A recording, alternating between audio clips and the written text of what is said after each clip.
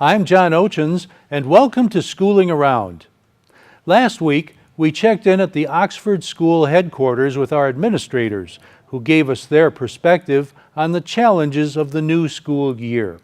This week, we visit Oxford High School and Oxford Elementary to speak with their principals, along with Counselor Lindsay House and Auto Tech's Dan Balsley. Stay tuned. Because I love sports. I've been involved in educational athletics all my life, and I like to give back to the kids and the athletes and the parents in the school. And there was guys that were nice enough to do it and volunteer their time when I was a kid coming through school, so I'm just paying it forward. I like the things that officiating gives to officials: confidence, decision-making abilities, be able to work in teams. You can be a referee. Todd Dunkley has been principal of Oxford High School since 2010. He shares some of his upcoming challenges and opportunities for this year. You know, things are always challenging for everybody, right? It's not necessarily because there's changes always coming from the government. It's just we always know that there's something that can be done better when it involves people. So the challenges in relationship to the prior years are nothing of the same height of anxiety by any means, because we feel like we have a better use of our time to more effectively address the needs of students this year. So there are some things we're working on that we always would have worked on. Schools have always been working and reforming and refining their ways of meeting the needs of students. And here's some of the things we're doing. Last year we began that after-school program to meet the needs of some learners who were struggling to catch up and get to grade level for whatever reason. This year we've enhanced that. So it's wall-to-wall in what we serve. This year has taken it to 4 days a week. We now have a few paid positions there. The vast majority of it's still volunteer help. The passionate person behind really getting that driven to get it started with just hours of volunteer outside of work was Lindsay House, our counselor. And through her just sincere care, and then that was inspiration for many others who'd stepped out of any other time they had at the schools to get in there to work with students who most of them don't even have in their own classroom, just because they care. Yeah. And that relationship piece was the most powerful element in that entire success, is when the students realized they really care about me. They really want me to do well and are taking the time to get to know me and find a comfortable way for me to ask questions and to feel good about myself. Because a lot of them don't know that they have the right to feel good about themselves, because they are a quality person with strengths, and there might be a variety of reasons that had clouded why they're not doing well. And with that said, you'll find a lot of students who score very well in a screener of some type, but for whatever reason don't perform well in the classroom. So that takes me to the second piece of this. You know, we have the after-school program, which is now going more wall-to-wall. We piloted it first semester with a smaller group just to see what we needed to learn. And it's become wall-to-wall. It's open to every student. You'll have well over, minimally on small days, 100, it could be as high as 200 in there. So we talked about it even this morning at a staff gathering about, you know, how to enhance this. In coordination with that, or at least along with it, and we'll coordinate it, is some of the other intervention pieces that we've put into place that were necessary. We've always known we needed to do more for a large population. We have a few things going on. We have, for example, one class, which was in the books years ago. We brought it back and revised it, is to seat students for an hour with more direct help and recovery. And this is different than the credit recovery classes we've done. These are students we know were struggling, but we're more willing to commit. They didn't have to pull their teeth out to get them to do some work. They just needed the guidance. So we took a group for a couple periods a day, and they're working with Maria Wilbert and Pam Fine. And we're getting them more communication with parents, doing some screeners on where the weaknesses are, getting them some extra tutorial, and getting a direct contact focus on them to get that group up. We also started with Pam Fine. We've got a couple paraprofessionals coming on board to do some what we call pull-out. It's part of a response to intervention, which RTI is a universal term, at least in this country. It's a 3-tier system you use to identify how are you dealing with students from the classroom and then out of the classroom to a couple levels to make sure you're addressing all the needs, and you break it down to the percentage and so forth. Pam Fine's overseeing it, working with, in conjunction with the counselors, Lindsay House, has a team of RTI teachers put together on a weekly basis that we can identify. We've already done the screeners on a variety of students based on if they've ever failed anything, and then we identify why and where we need to do the help, and we're going to start moving that help to them in the school day to not let them fail, with everything within our power to give them the help to begin to succeed on their own. And that's something that was a long time coming. So those are two large pieces of what's underway this year that everybody's feeling really good about. How are you coming along with the anti-bullying program, the LVS program? That's paying fine as well. You know, we do worry about spreading people too thin. There's only so much money in that money tree, which is yet to be found. But you know, she's stepped it up nicely with the Bully Busters program last couple of years. We do need more intentional, always in our society. We're a great school. We have a great blend of 4 classes. This is a wonderful environment, but that doesn't mean that stuff doesn't happen. And it's not always easy to see. You usually will find it in texts and after school. There are kids who can be mean and adults who can be mean. Yeah. Pam needs to be careful we don't have her spread so thin where she's doing so much with intervention that she's pulling away from the LVS. But she still oversees both. But it's early in the year and the programs are just getting underway. Okay. Lindsay House is the counselor who runs the after-school academic program. She tells us more. We started last year as a pilot program with ASAP. We had volunteer teachers after school who stayed and were available to be grouped off in these mentor groups where each teacher was responsible for a number of students. They would get their grade and progress reports every single week and would have a lot of relationship building time with these students to be able to mentor them, to be able to say, well, biology was really low last week. It looks like you've turned some things in and things are better this week. So they always had this sense of accountability, a sense of relationship building that they had with their particular mentor teacher. The end of the year came and we realized that we felt like it just wasn't enough, that we needed more.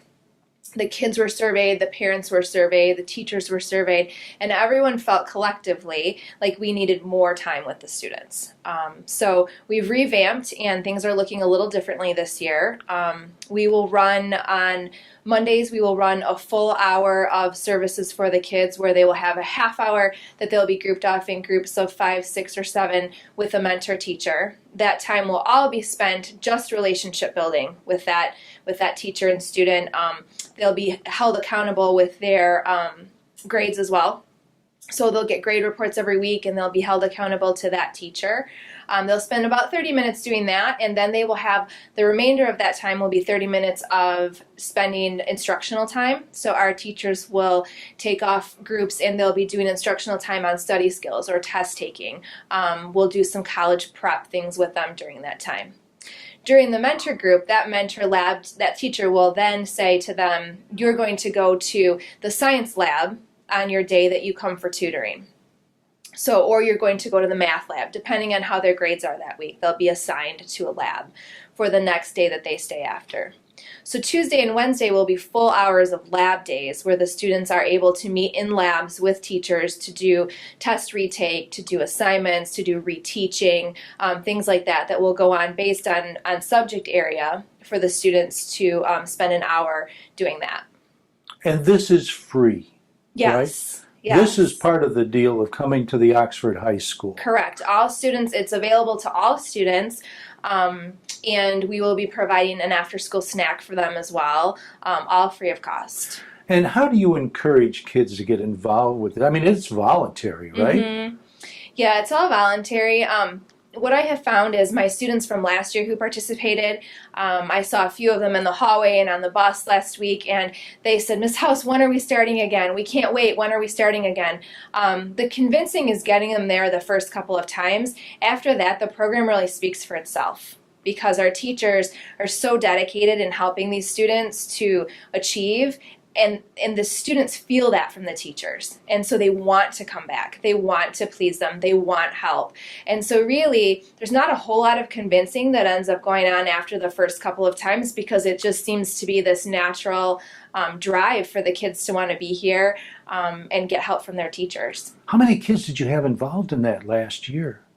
We had 2 separate days that involved the first day was about 50 to 60 students, and the second day was around 20 to 30. So the second day was the one we added on at second semester. So we're hoping to have, upwards of, 100 to 200 students involved this year. We'll check in with one of our assistant principals in just a moment.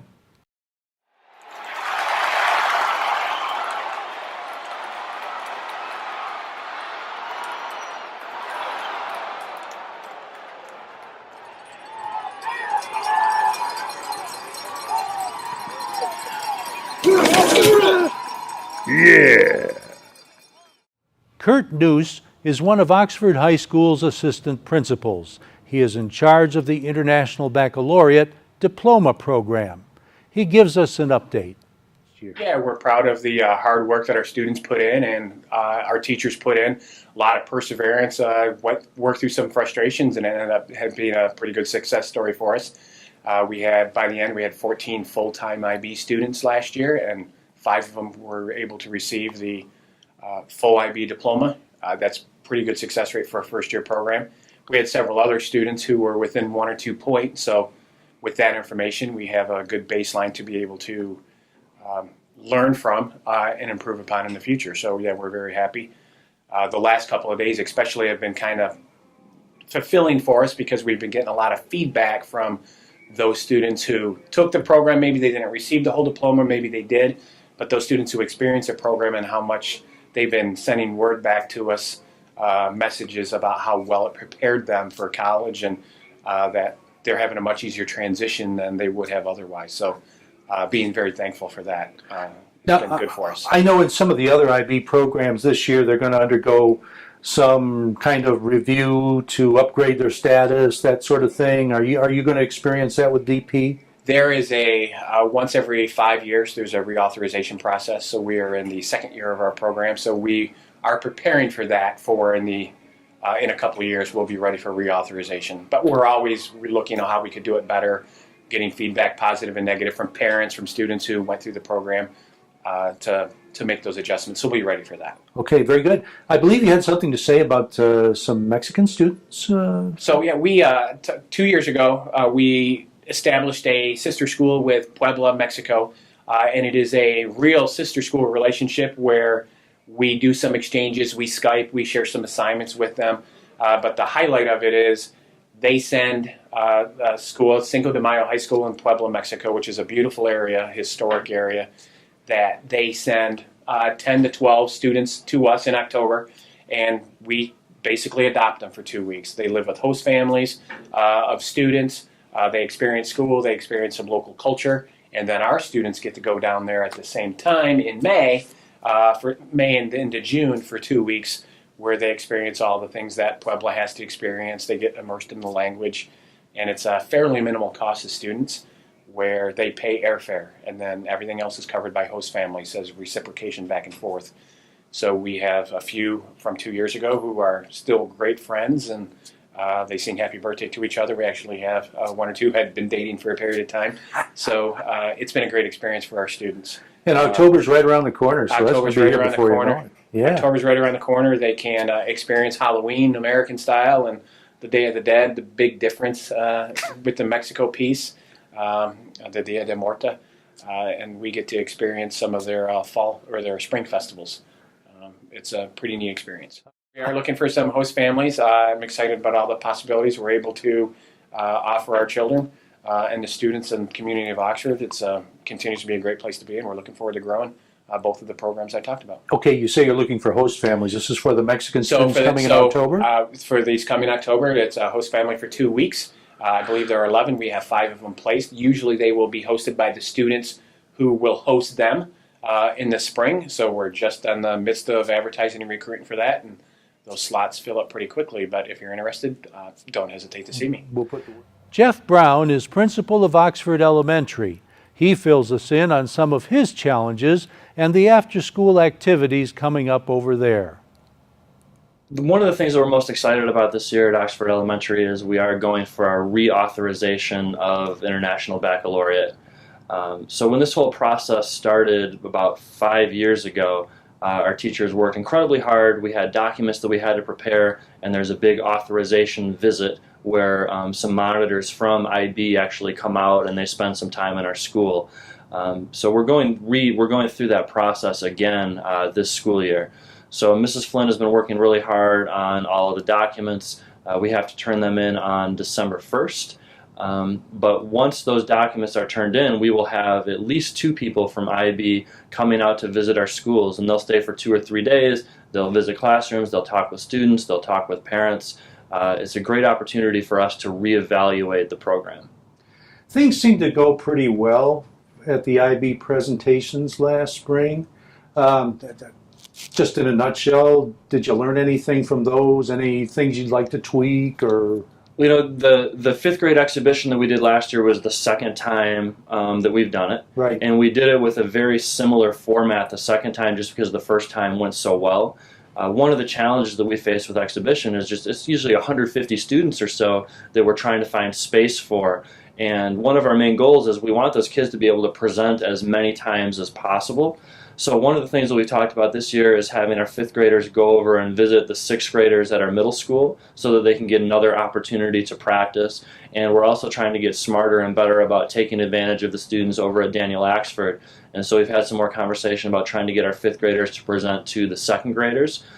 So we are getting smarter, I think, each year as we do our 5th grade exhibition. But really, in the big picture, we're happy with how the first 2 years have gone. Yep. A little bird told me your report cards aren't going to have letter grades on them this year. Is that true? Our report cards are going to be what's called standards-based this year. So I'm sure most of our families have been reading about the Common Core. We've always had standards that we're accountable for. In years past, it was the GLICs, which were the Michigan standards. But this year, our report cards are going to report directly to our families about the standards that our kids are held accountable for.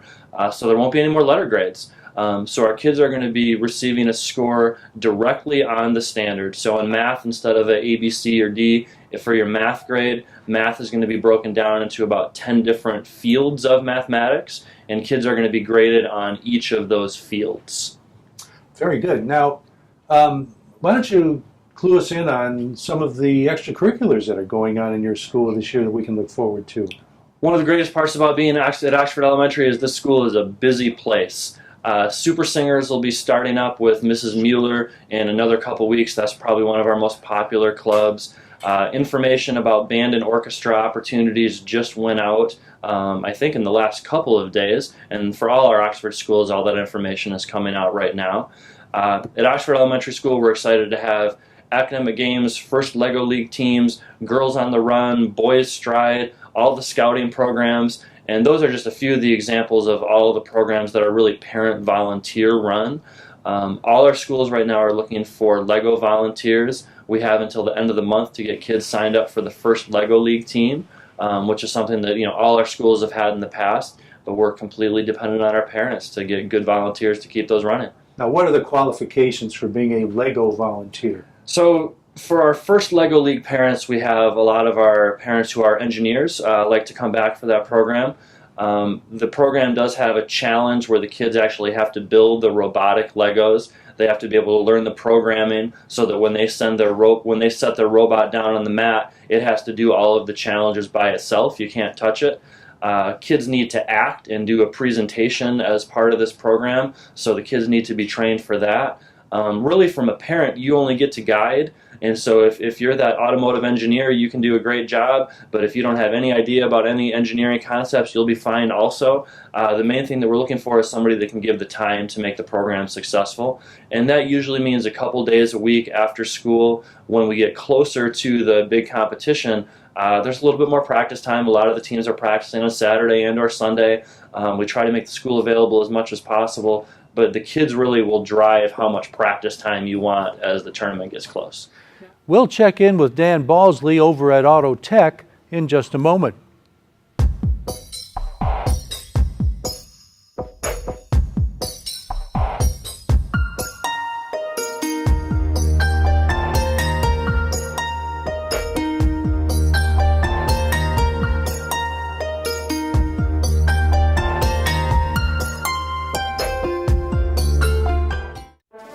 You are watching the Michigan American Legion Station of the Year for the 4th year in a row, Oxford Community Television.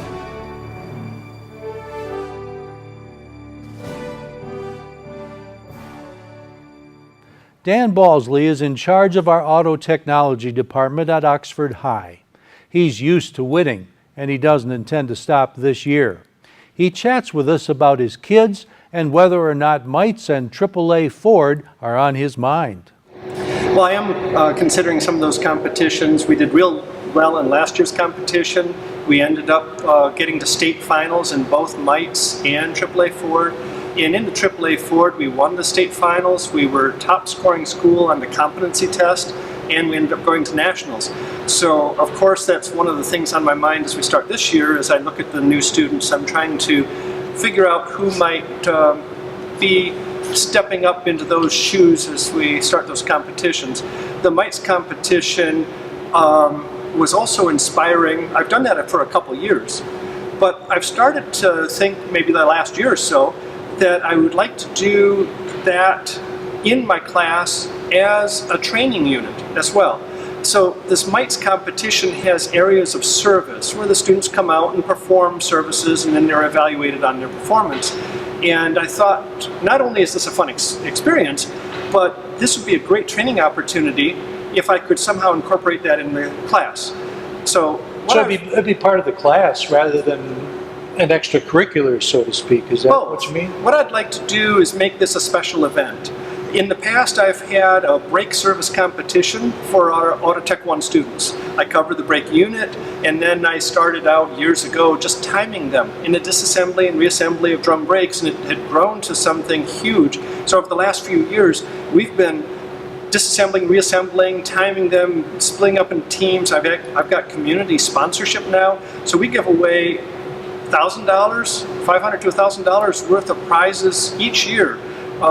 People in the community, Oxford Rotary Club and so on have stepped up and really helped make this an event, and we bring in the newspaper and so on. And so this is a lot of fun for the kids, because not only are they learning the brakes, but then we get out in the lab and we're actually doing this brake service competition between teams and awarding prizes, and they practice for it. And so I wanted to do something like this for the other class levels, and I got the idea about a year ago to have what I'm calling a mini mites. It's a version of the mites competition, but again, just for my students in their class as kind of a way of making their training interesting. So it's one of the things that I'm excited about this year is I'm going to try this with my Auto Tech 2-3 group. I'm going to have the Auto Tech 3 students act as judges for the Auto Tech 2 students that are going to be competitors. They're going to compete against each other. They're going to go to different areas and perform tasks. And I think this will be good for all of them. For the Auto 2s, it'll be a training experience. It'll be something that they'll practice for and get ready for and try to do well in. So it's a great motivator for training.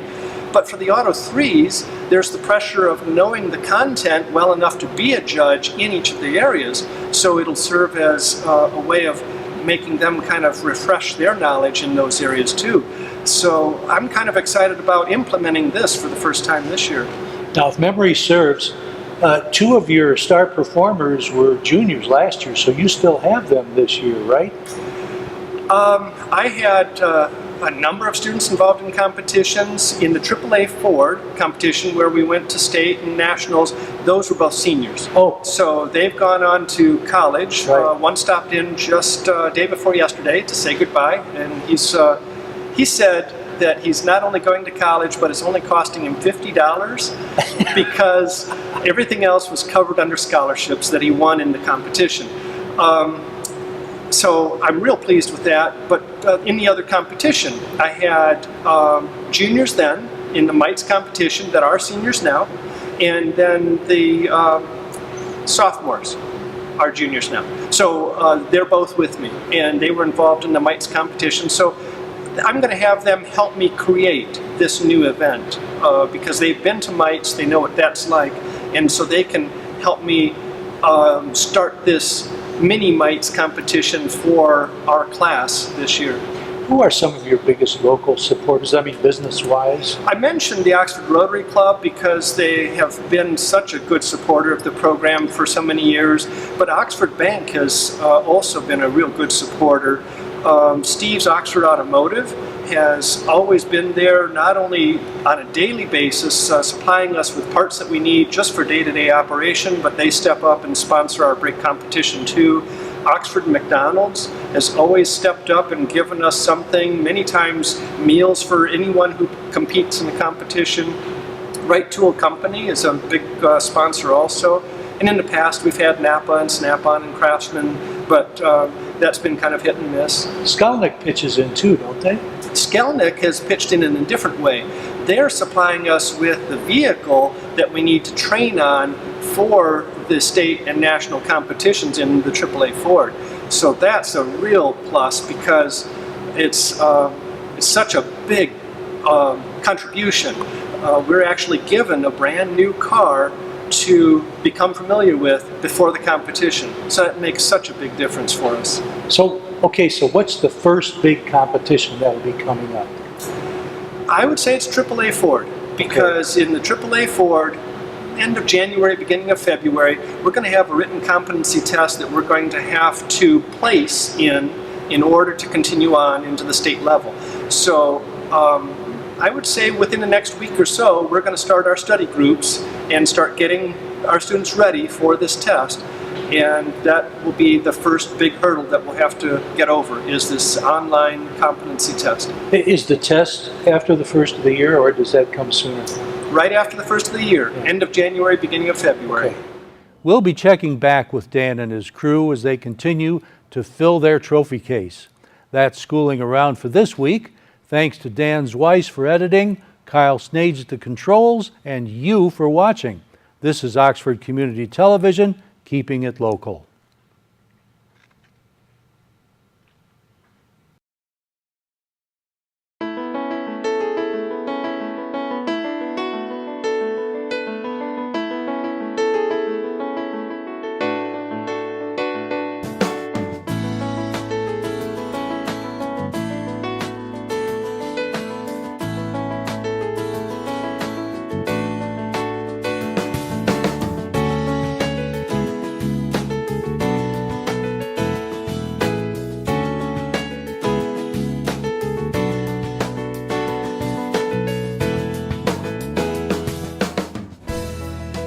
At Oakland County Parks and Recreation, we value what you value: family relationships, community connections, good health, environmental stewardship, and economic stability. Oakland County residents and businesses have invested in preserving nearly 7,000 acres of parkland. Since 1966, 13 parks and golf courses have been acquired, maintained, and improved. Oakland County parks and facilities are made possible by millage funds supported by Oakland County residents. For a home valued at $200,000, the homeowner pays less than $25 per year to support the Oakland County parks. With every generation, families create lifelong memories at Oakland County's award-winning parks. From exciting summer escapades and stories around the campfire to brisk fall walks on wooded trails and snowy winter outings, the outdoors beckons year-round. It's time to get up, get out, and get going at the Oakland County parks. Active recreation options abound. Cross-country ski or mountain bike on tree-lined trails. Scale the rock climbing wall. Get your kicks with soccer at several sports fields. Row or paddle a boat on 4 picturesque inland lakes. It's an easy journey. Most parks are just a short drive away. A quick tip: all our parks and golf courses end in Oaks. To find your favorite, just go to Destination Oakland.